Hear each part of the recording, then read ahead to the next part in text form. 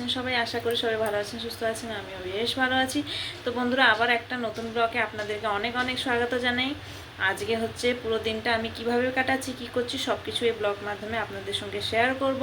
অবশ্যই আপনারা আমার সঙ্গে থাকবেন, প্রথম থেকে শেষ অবধি ভিডিওটা দেখতে থাকবেন। তো বন্ধুরা, আজকে ব্লগটা আমি এখানে রান্নাঘরের দিক দিয়ে শ্যুট করছি। আজকে হচ্ছে অনুকূল হচ্ছে রান্নাঘরের দিক দিয়ে করেছি। তাই আমার তো সকালে পুজো দেওয়া নিত্যকর্ম সব শেষ হয়ে গেছে। মানে আজকে হচ্ছে বর্মশাই হচ্ছে ফুল তুলে দিয়েছিল, উঠোন ধুয়ে দিয়েছিল। কেননা আমি রাত সারা শুতে পারিনি বন্ধুরা, মানে ঘুম একদমই আসেনি।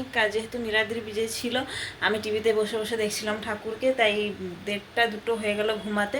তো তাই জন্য হচ্ছে বর্মশাই সকাল সকাল উঠে এইটুকু কাজ করে দিয়েছিল। আমি শুধু বাসন টাসন মেজে ঘরটর ঝাড় দিয়ে আমি স্নান করে পুজো দিয়ে এইমাত্র রান্নাঘরে চলে আসলাম। তো যাব এখন হচ্ছে সবার প্রথম কাজ, সবসময় বলি, সবসময়ও দেখাই। তা প্রথমে হচ্ছে চা বানাবো।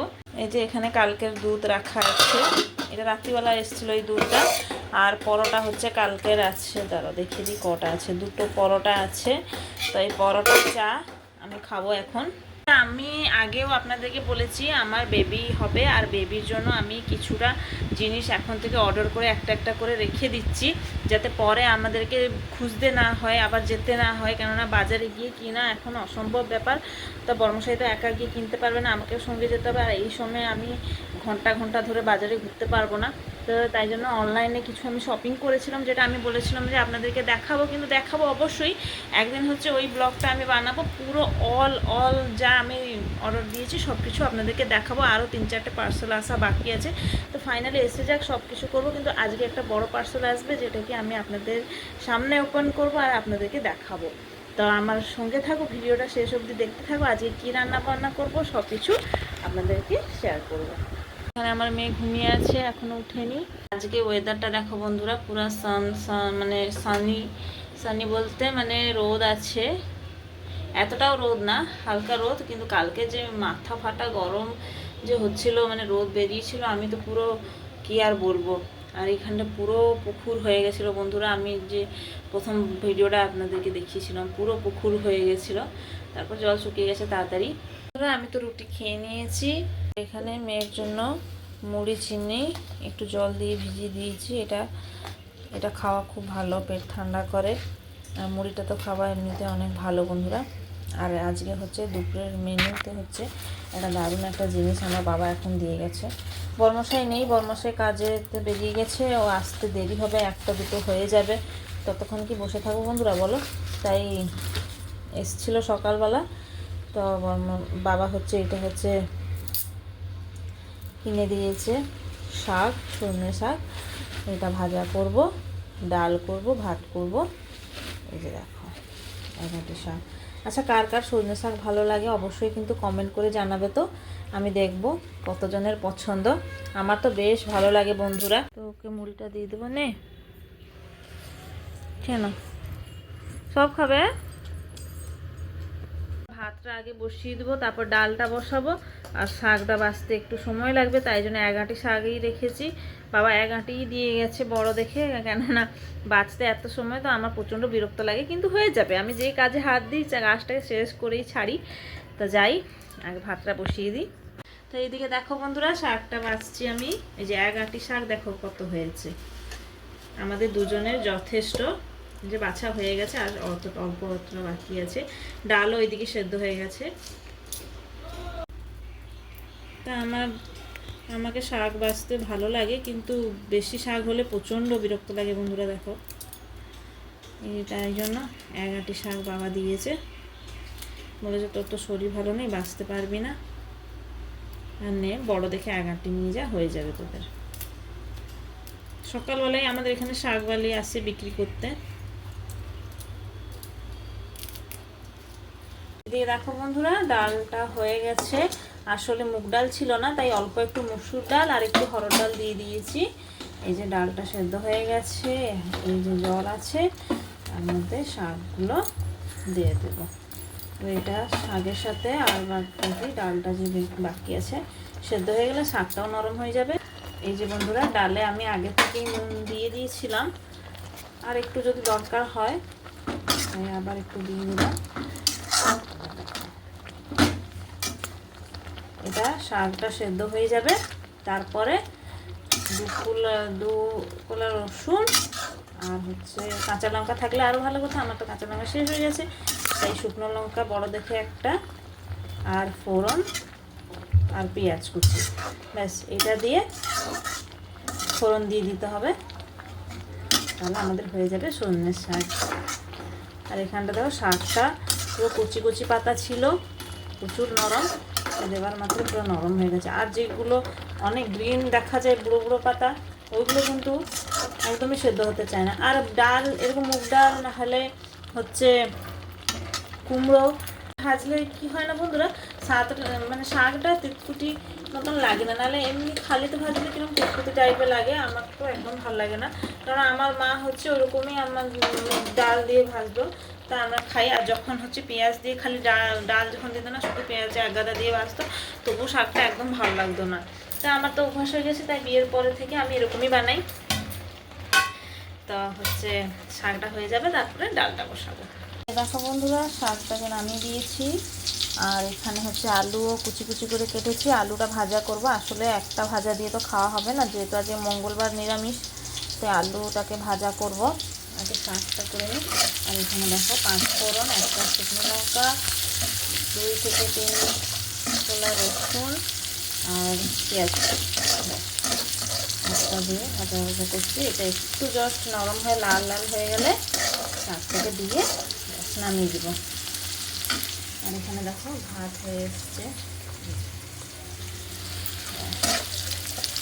আজকে দুপুরের লাঞ্চটা আমাদের এটাই, যেহেতু বরমশাই নেই, বরমশাই থাকলে আজকে বলেছিলাম মোচা আনতে, মোচা রান্না করতাম, তো আজকে নেই, বাজারে কে যাবে বলো আনার জন্য, তো তাই বৃহস্পতিবার দিন হবে, কাল তো আমিষ হবে, তাই বৃহস্পতিবার দিন মোচা রান্না হবে। এদিকে দেখো আমার শাক ভাজা পুরো রেডি বন্ধুরা। এটা শুধু মুগ কি মসুর দিয়ে হয় না, হরড় ডাল দিয়েও হয়। এই যে আমি হরড় ডাল দিয়ে করে রেখে দিলাম, দারুণ দারুণ হয়েছে বন্ধুরা। দেখো বন্ধুরা, আলু ভাজাটাও বসিয়ে দিয়েছি, শাক ভাজা হয়ে গেছে, এখানে আলু ভাজাটা বসিয়ে দিয়েছি, ব্যাস কাজ আজকে শেষ। বন্ধুরা দুপুরবেলা লাঞ্চ আমাদের পুরো রেডি।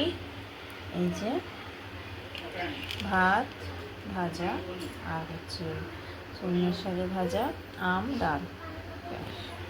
বন্ধুরা সেই সময় চলে এসছে, আর আপনাদেরকে আমি বলেছিলাম আমি দেখাবো আমার বেবির কি এসছে, কিন্তু তার আগে আপনাদেরকে একটা কথা শেয়ার করবো। মানে এত বিরক্ত লাগছে বন্ধুরা, কি আর বলবো। আমার দেখো জিও ওয়াইফাইটা কি অবস্থা হয়েছে, মানে এটা মানে কখন দিন 10টা থেকে এরকমই হয়ে আছে বন্ধুরা। এখন বাজতে যায় রাত 9:30 বেজে গেছে, তবুও ওরকমই চলছে। এত ঝড় হলো, এত বৃষ্টি হলো। আমার কালকের ভিডিওটা আপনারা দেখেছেন, কত জল জমে গেছিলো ঘরের সামনে, মানে এত জোরে জোরে ঝড় বৃষ্টি হলো, তখন কিছু হলো না, কিন্তু একজনের একজনের ওয়াইফাই কেটে গেছে, একজনের ওয়াইফাই ঠিক করতে এসে আমাদেরটা কেটে দিয়ে চলে গেছে। তার মানে এটা কীরকম ধরনের সার্ভিসে ওরা করছে।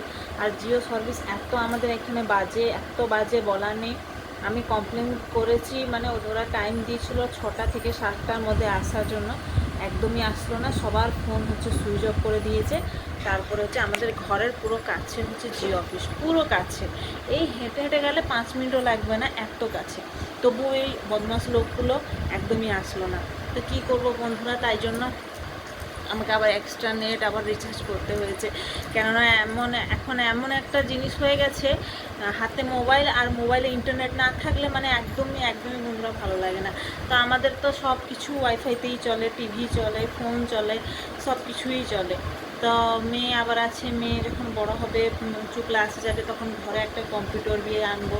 তো এরকমই আর কি করবো বন্ধুরা। তো যাই হোক, ভিডিওটা বানাচ্ছে, আর বেশি বকর করবো না, আপনাদেরকে যে জিনিসটা দেখাও বলছি ওই জিনিসটা চলেও এসছে, তো তাই জন্য এখন ব্লগটা শ্যুট করলাম। তো চলো জিনিসটা কি দেখাচ্ছি। দেখো বন্ধুরা, ফাইনালি আমার পার্সেলটা চলে এসছে। তো বন্ধুরা এটা আমি খুলে দেখে দিয়েছি একবার, কেননা কিছু যদি মানে বেবির জিনিস যদি কিছু একটা মিস্টেক হয়, আমাকে সঙ্গে সঙ্গে রিটার্ন আবার অপশন মারতে হবে না। তো তাই জন্য এটা খুলে দেখে দিয়েছি, কিন্তু আমি ভালোভাবে দেখিনি, আমার বরই দেখেছিল।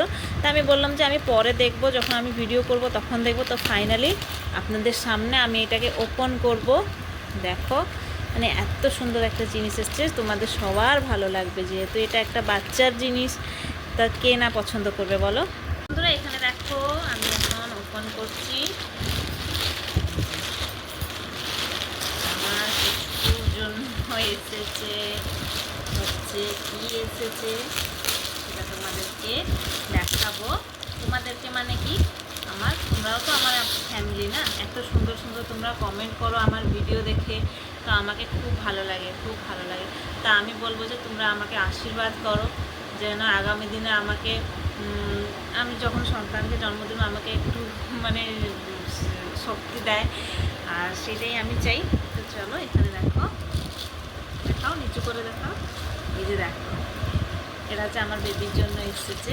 প্রথম সত্যি কথা বলতে গেলে বন্ধুরা, প্রথমে একটা এসেছিল কিন্তু অন্য কালার চলে এসেছিলো, তা আমরা ওইটাকে রিটার্ন করেছি। রিটার্ন করে তারপরে এইটাকে এনেছি। আমি একটা পার্সেল তোমাদেরকে দেখালাম, আরও অনেকগুলো আছে। এই যে দেখো কত সুন্দর হয়েছে না?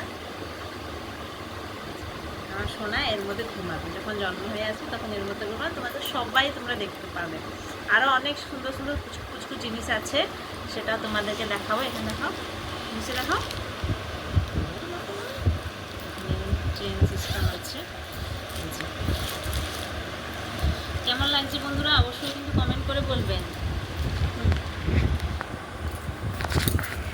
আরও অনেক জিনিস আছে যেটা আপনারা দেখলে অনেক খুশি পাবেন। এত ছোট ছোট জিনিস, মানে যেহেতু যেরকম একটা পুতুলকে পরানোর জন্য আনা হয়েছে, 7 বছর আগে ওরকম জিনিস আনা হয়েছিল, যেটা কি আমার মেয়ে যখন জন্ম হয়েছিল তখন আমি দেখতে পেয়েছিলাম। তারপরে একটা একটা যেই বড় হতে গেল, সেই ওই সব জিনিসগুলো মানে ওই জামা কাপড়গুলো থেকে থেকে ব্যাস কোথায় কি হয়ে গেল আর পাত্তা পেলাম না। খালি ওর একটা টুপি, সোয়েটার আর একটা ছোট প্যান্ট, এমন 3-4টে জিনিস আমি যা গুছিয়ে রেখেছি, আর কোনো জিনিস বন্ধুরা গুছিয়ে রাখতে পারিনি। তা যাই হোক, এখন আবার সেই সুযোগটা আমাকে ভগবান দিয়েছে, তাই আবার দেখি আমার মেয়ের কথাও মনে পড়ে যাচ্ছে। ও যখন জন্ম হয়েছিল ওর বেলায় আমি এরকম সব ছোটো ছোটো জিনিস এনেছিলাম। তো যাই হোক বন্ধুরা, আজকে আমার এই ছোটো ব্লগটা আপনাদেরকে কেমন লাগলো অবশ্যই কিন্তু কমেন্ট করে জানাবেন, আর আমাকে আমার বাচ্চাকে আশীর্বাদ করবেন। তা আবার দেখা হবে একটা নতুন ভিডিওর সাথে। সবাই ভালো থাকবেন, সুস্থ থাকবেন, সবাইকে জয় জগন্নাথ, রাধে রাধে, শুভরাত্রি।